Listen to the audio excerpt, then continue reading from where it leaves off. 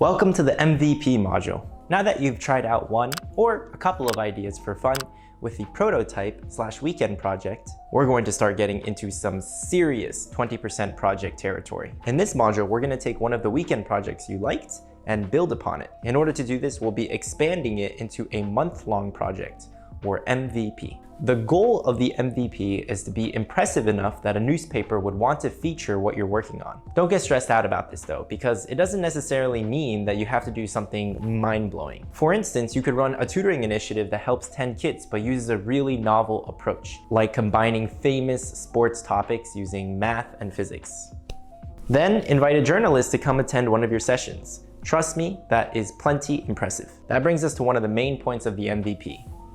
Impact. So let me ask you this. What has more impact? Helping 100 kids a teensy bit? Or maybe helping 5 to 10 kids, but really changing their lives? What's better? What's more meaningful? And why?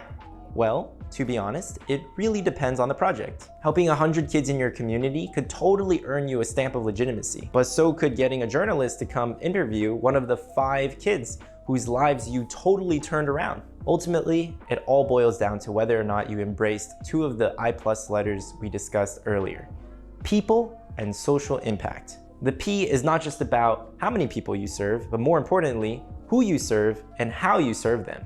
Are the people that you're helping truly getting something valuable out of this project? Will you be prioritizing quantity or quality? It's really good to know this from the get-go, since of course we want to get as many people involved as possible, but also put them into positions where they can grow and derive value from your initiative. To illustrate this point, let's do a little thought experiment with some help from microeconomics. Let's create a unit for social impact, say IMPS. What we'll be doing in the next minute or so is pretty simple: a utility analysis. That's basically a fancy term that says we'll measure social impact by multiplying the number of people we helped versus the amount we helped them by.